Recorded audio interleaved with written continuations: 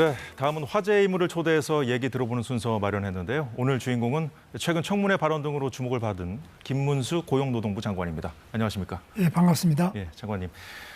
관련 키워드를 저희가 몇 가지 준비했는데 하나하나 보면서 얘기해 보도록 하겠습니다. 첫 번째 주제는 고용노동부 장관 김문수입니다. 예, 여기서 첫 키워드는 취임 한 달인데 벌써 취임하신 지 한 달이 다 됐더라고요. 예, 그렇습니다. 예. 지난 한 달 동안 가장 좀 중점적으로 하신 일이 뭔지 좀 말씀해 주시죠. 예, 우선은 청문회에서 또 인사청문을 거쳐야 됐기 때문에요. 예. 그것 좀 했고요. 그 다음에는 정기국회가 열려가지고 국회 출석해서 여러 가지 법안을 개정한다든지 국회 또 의원들의 질문 이런 데 답을 하고 그게 예. 제일 많았습니다. 오늘 오전에 경사노위 대표자 회의 있었죠? 그렇습니다. 오늘 하고 왔습니다. 예.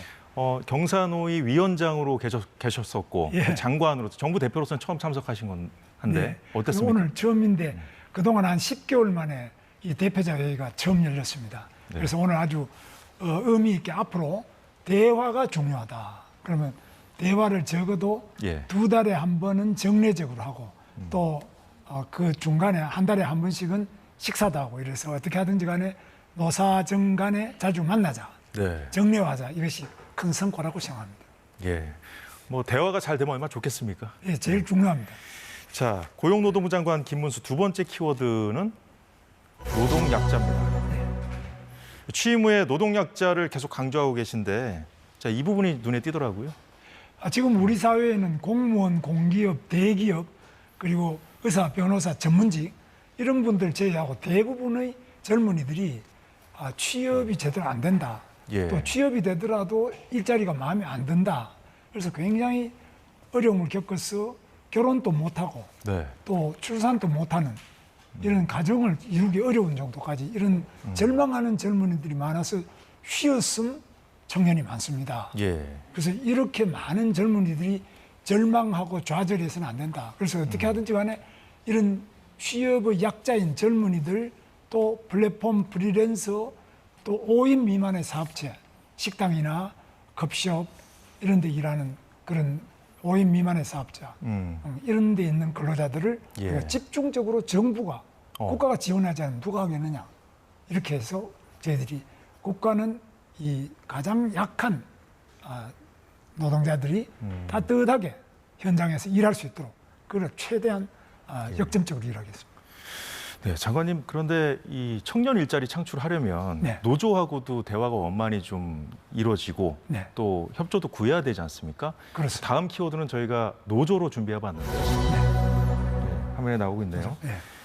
자, 그런데 오늘 그 경사노위에 네. 원래 그 민주노총도 참석을 해야 되는 거 아닌가요?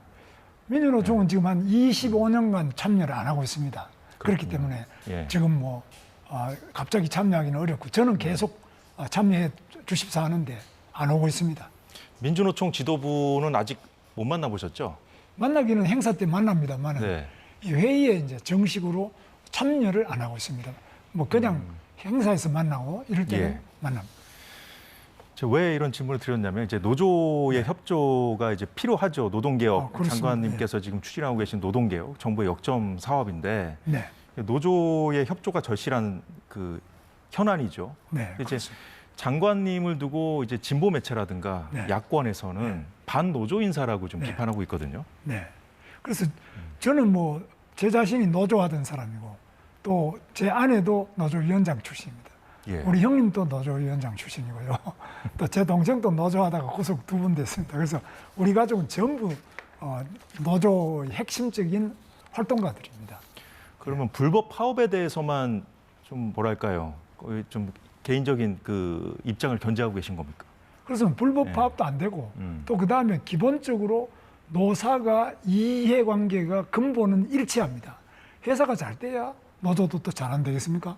그런데 이건 어떤 경우에는 회사가 자꾸 어려워지게 하는 것은 네. 노동자를 위해서 안 좋은 거죠. 예, 고용노동부 현안을 좀 더 들어가 보겠습니다. 네.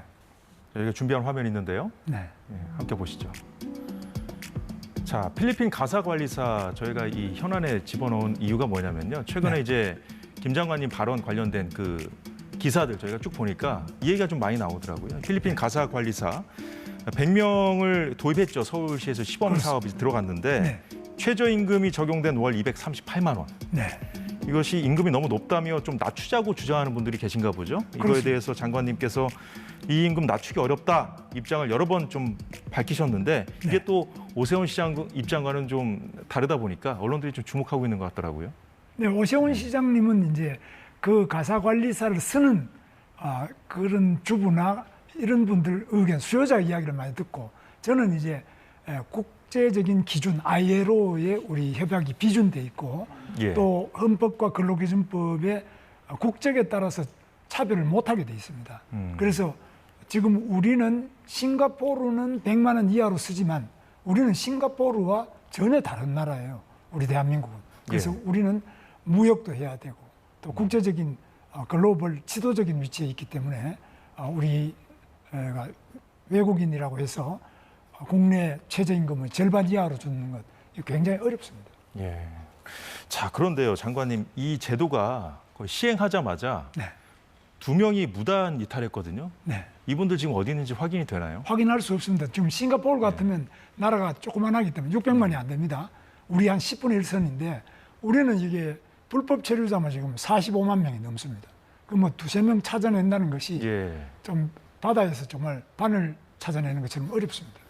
근데 시행과 동시에 이런 문제가 터지니까 일각에서는 이 제도 자체를 시작과 동시에 이런 일이 네. 터졌기 때문에 좀 근본적으로 계속 이렇게 시행해도 되는지 좀 재검토해야 되는 거 아니냐는 그 목소리도 나오거든요.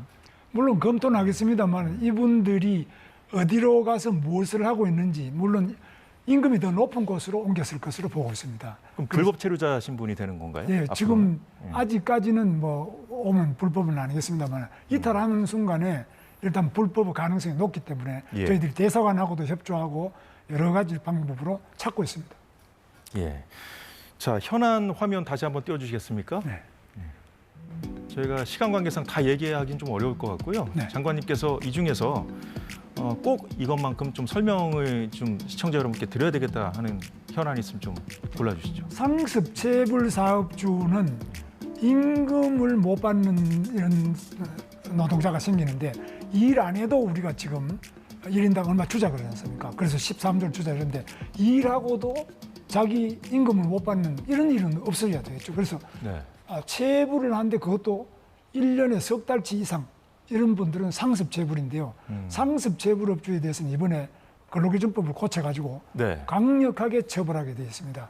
그래서 이런 분들은 해외 출국도 금지를 하고 예. 또 상습체불업주에 대해서는 여러 가지 공공입찰에서도 불이익을 주고 신용에서도 이 불이익을 주는 그런 강력한 처벌 규정을 이번에 만들었는데 예. 이거는 반드시 관철돼야 될 것으로 보고 있습니다. 지금 말씀하신 근로기준법 개정안은 여야가 통과시켰죠, 이번에. 합의했습니다. 합의했죠. 예. 예. 이것이 근데 주로 이제 상습체불하는 사업주들이 5인 미만 사업장이라든가 영세업자들 아닌가요? 꼭 영세업자는 아니고요.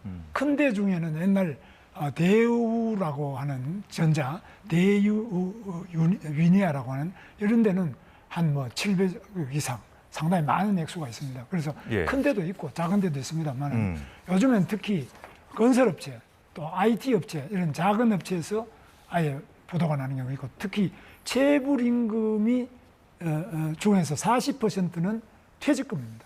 그 퇴직금을 바깥에다가 예치하거나 예. 기금으로 하지 않고 회사 안에서 운영하다가 회사가 어려워지면은 퇴직금과 그동안의 임금 자체가 다 못 받는 이런 사례도 많아서 퇴직금이 약 체불임금의 40%가 넘습니다. 그래서 이것도 퇴직금을 퇴직연금으로 해가지고 공무원들처럼 예. 퇴직연금으로 만들어가지고 연금으로 해서 노후에 공무원들처럼 생활이 보장될 수 있도록 그렇게 지금 제도를 고치려고 추진하고 있습니다. 자, 운영 방식을 어떻게 바꾼다는 건지 조금 더 설명을 해줄 수 있겠습니까? 그러니까 지금은 임금 자체와 퇴직금을 예. 1년 일하면 보통 한 달치 이상 퇴직금이 생기면 그걸 회사 안에 두고 운영 자금으로 쓰다가 회사가 어려워지면 부도가 나버리면 퇴직금도 못 주고 임금도 못 주지 않습니까? 근데 이 퇴직금은 꼭 바깥에다가 한 달에 매달 얼마씩을 떼서 예. 밖에다가 예치를 하고 그걸 기금으로 해가지고 국민연금처럼 수익률을 더 높여서 그 액수가 2050년 이전에는 지금 국민연금보다 규모가 더 커집니다. 지금도 한 300조 넘습니다. 그런데 예. 굉장히 많은 이 퇴직금을 연금으로 해가지고 모든 노동자들이 노후 생활이 보장될 수 있도록 공무원과 교원이나 군인처럼 그렇게 지금 만들려고 하고 있습니다. 예. 노동 현황 관련 말씀 들어봤고요. 자, 네. 지금부터는 정치인으로서의 김문수 장관 이야기 들어보도록 하겠습니다. 네. 정치인 김문수 첫 키워드는 국회와 협치인데요. 네. 자, 지금까지 이 장관님께서 말씀하신 이 현안들 네. 좀 추진하고 또 성사시키려면 정치권 협조가 필요하지 않습니까? 정치권 협조 없이는 뭐 추진하기가 어려운 것들인데 네. 자, 일단 장관으로서 그 여당과의 협력이 일단 1차적으로 중요하지 않겠습니까? 네. 자, 당정이 한 몸이 돼서 좀 한 목소리를 내도 좀 헤쳐나가기 어려운 전국이지 않습니까? 지금 네. 전국이. 이 당정 관계 어떻게 보고 계십니까?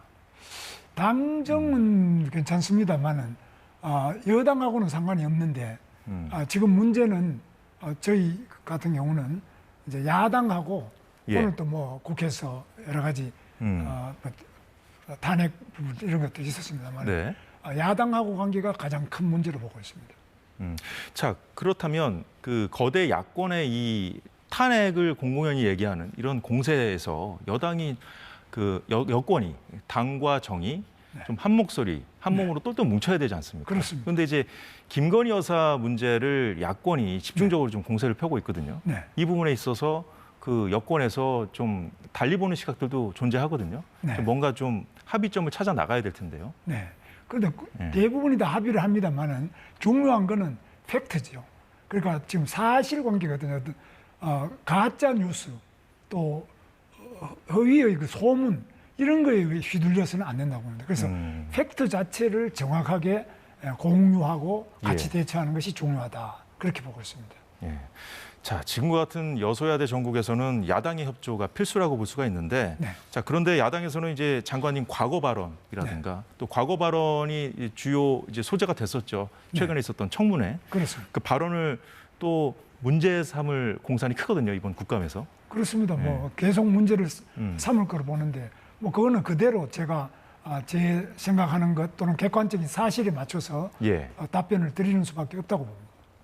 자, 그런데 이제 장관님 발언을 네. 이제 야당 의원들은 망언으로 규정하고 있어요. 그래서 그걸 이유로 해서 장관님이 뭐 대한민국을 부정했다, 헌법을 부정했다 이렇게 주장하면서 장관으로 좀 인정하지 않겠다 이런 입장이거든요. 네, 그런데 예. 그 제가 말씀드리는 거는 교과서도 나와 있는 이야기고 뭐 예를 들면은 송기정 선수다. 송기정 선수가 일장기를 가슴에 달고 1936년 베를린 올림픽에 가서 금메달을 땄어요. 그럼 송기정 선수가 무슨 뭐 우리 조국을 배신했냐? 그게 아니죠. 누구보다 조국을 사랑하는 그 열정을 가지고 그러나 당시에 나라가 없었기 때문에 일장기를 가슴에 달고 나가서 그렇게 금메달을 딴 거죠. 그래서 그걸 뭐 나쁘게 이야기해서는 안 되죠. 지금 야권은 이제 장관님도 앞서 말씀을 하셨습니다마는 네. 이제 대통령 탄핵을 공세를 지금 분위기를 조성하는 그런 상황이거든요. 네. 자, 이런 상황에서 노동개혁 같은 정부의 역점 과제들 좀 추진이 가능할지 좀 염려하는 분들도 정부에 많이 계시죠. 그래서 지금 어떻게 하든지 간에 여야가 합의할 수 있는 것, 예를 들면은 약자 보호 지원법 예. 이런 법 같은 거는 여야가 충분히 합의할 수 있지 않느냐. 이 너무 노동약자 5인 미만 노동자들이라든지 네. 플랫폼 프리랜서 뭐 이런 아주 어려운 분들 이런 문제부터 이번에 또 합의한 퇴직금에 관련된 그 불법 임금 체불에 대한 처벌이라든지 또는 여러 가지 그 약자 지원 이런 부분은 여야가 충분히 합의될 수 있겠다. 그래서 합의 가능한 것부터 하나하나씩 합의해 나가는 것이 중요하다고 봅니다. 너무 어려운 문제는 또 뒤로 조금 미루고요. 쉬운 문제부터 풀어나가야 합니다. 또 미뤘다가는 이제 근로기준법 확대 적용 5인 미만 사업자로 적용하는 것도 이제 해묵은 과제잖아요. 그런 선이 굵은 현안들을 과연 좀 추진할 수 있을까 싶은데요. 예. 지금 하여튼 5인 미만 근로기준법 확대 적용 굉장히 어려운 문제입니다. 그 예시로 말씀드린 거고요. 네. 지금 이렇게 좀 작은 것부터 네. 여야가 이제 쟁점이 덜한 것부터 좀 한다면 또 지금 장관님께서 지금 중점적으로 추진하신 노동개혁 같은 거 네. 이런 걸 할 수 있을까? 노동개혁은 이미 상당히 성공적으로 많이 됐습니다. 예를 들면 회계공시라든지 90% 이상의 노동조합이 예. 민주노총이나 한국노총이 다 그냥 회계공시에 자발적으로 동참하고 있습니다. 그리고 노동 손실 일수도 이전의 정부보다는 약 절반 이하로 한 40% 선으로 떨어져 있습니다. 그래서 굉장히 성공적으로 되고 있는 것도 있고 지금 가장 부족한 부분이 약자 보호가 지금 부족합니다. 예. 그러니까 약자 보호 같은 것도 이제 쟁점이 덜한 것들 또 하나씩 좀 이렇게 예. 협의를 해야 될 텐데 여야가 예. 이제 국정감사에서 네. 또 장관님 그 과거 발언에 네. 대한 질문이 또 집중되지 않겠습니까? 그리고 과거만 계속 물고 그러면 앞으로 나가지 말면 그 약자는 누가 보호하냐입니다. 그래서 제 과거에 대한 건 과거대로 또 그냥 충분히 했으니까 또 더 할 필요 있으면 하고. 왜냐하면요. 예. 제가 이 문제 때문에 이제 현안을 제대로 못 다루다 보니까 나오는 얘기인지 모르겠습니다만 네. 진보 매체들은 장관님의 입이 고용 노동 행정의 불안 요인이 되고 있다고 지적을 하고 있거든요. 뭐 그렇게 보는 분들도 있겠습니다. 그래서 야당의 입장은 그런데 그러나 제 입만 보고 노동 현실의 약자들을 보호를 안 한다면 그것도 또 올바르겠느냐 이거죠. 예. 자, 정치인 김문수 다음으로 저희가 꼽아본 키워드는 대선 주자입니다. 저희가 준비한 화면이 있는데요. 지난 30일 나온 여론조사 결과입니다.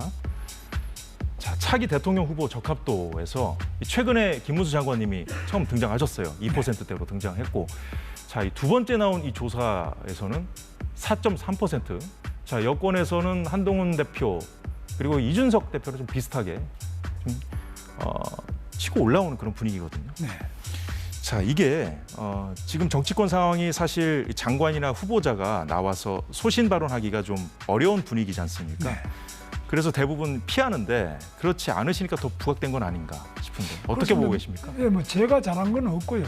저는 이제 국회 나와서 인사청문회 하고 또 의원님들 질문하는데 답을 하다 보니까 어떻게 저렇게 말하는 사람이 있는가 이래서 여론이 이렇게 나온 것 같은데 뭐 제가 잘했다기보다는 국회에 나와서 청문회나 답변하는 과정에서 예. 국민들이 저 사람 괜찮다 이렇게 생각한 모양입니다. 제가 뭐 잘한 거는 하나도 없고 제가 또 대선 주자로서 뭐 하나도 한 게 없습니다. 그런데도 이제 저렇게 나온 것은 국회에서 만들어준 거 아니냐 이렇게 봅니다. 자, 지금 이 시점에서 왜 역사관 논쟁이 벌어지고 있다고 보십니까? 저도 이해를 못 하겠습니다. 그거 뭐 사실 그렇게 지금 한일 관계도 굉장히 좋고 한미 관계 다 좋지 않습니까? 그런데 왜 그걸 과거의 이야기를 가지고 이렇게 계속 매달리는지 그건 저도 좀 이해를 못 하겠습니다. 예, 정치인 김문수 마지막 키워드 볼까요? 네, 영원한 제야로 불리는 장기표입니다. 장기표 선생이 별세하셨죠 최근에. 네.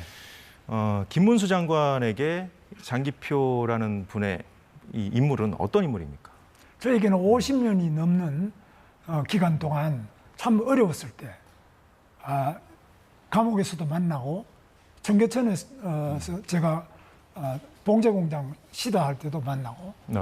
정말 수배당해서 도망 다닐 때도 만났던 정말 저에게는 너무나 귀한 분이시고 또 이분은 뭐 저 이상으로 아주 예. 깨끗하고 본인이 이렇게 감옥을 5번이나 가서 9년 동안 감옥 생활했는데 보상금을 받으라고 많은 사람들이 이야기하고 생활이 어렵습니다. 그런데도 불구하고 내가 내 할 일을 했을 따름인데 어떻게 국민의 세금을 달라고 하느냐.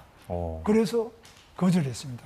그 정도로 정말 투철하게 아주 깨끗하고 아주 자기 공인으로서 예. 자세가 누구보다도 올바랐던 분으로 저는 생각합니다. 자, 장관님께서 이 장기표 선생 별세한 후에 국민훈장 모란장을 직접 추서하셨잖아요. 네. 이 장기표 선생이 돌아가셨을 때 여야 정치인들에게 좀 서운한 점은 없었습니까? 뭐 서운하다기보다는 이분은 여러 가지 그 족적으로 봐서는 네. 정말 국민훈장 모란장을 추서함으로써 그 대통령께서 주시는 겁니다만 제가 이제 좀 전수를 한 겁니다. 그런데 정말 훌륭한 분에 대해서 우리가 아무 보상금도 못 주고 어떤 선출직에서 아무도 안 해드렸는데 이렇게 모란장이라도 공인호장을 드려서 좀 많은 국민들이 마음에 빚이 좀 들었을 거로 생각합니다. 네, 끝으로 가볍게 질문 하나 더 드리겠습니다. 간단히 질문 드리겠습니다. 지금 최근에 이제 환경노동위원회 그 네. 회의에서도 이제 장관 신문인데도 이제 네. 그 본인 발언에 대해서 사과하지 않는다는 이유로 퇴장당하셨거든요. 그렇습니다. 국정감사도 이 상황도 만만치 않을 겁니다. 네. 자, 이제 고용노동부 장관으로서 김문수 장관이 반드시 이루고자 하는 목표 좀 간단히 말씀해 주시죠. 정말 노사정은 하나다. 노사정이 하나가 되어서 지금 어려운 노동자들과 또 우리 기업도 국제 경쟁에서 어려운데 그 모든 것을 노사정이 힘을 합쳐서 세계적인 기업의 세계적인 복지 수준을 이룩하는 예. 그런 꿈을 꼭 이루고 싶습니다. 네, 잘 들었습니다. 지금까지 김문수 고용노동부 장관이었습니다. 오늘 함께해 주셔서 고맙습니다. 네, 감사합니다. 네, 사사건건 오늘은 여기서 모두 마치겠습니다. 다음 주 월요일에도 알찬 소식 갖고 찾아뵙겠습니다. 고맙습니다.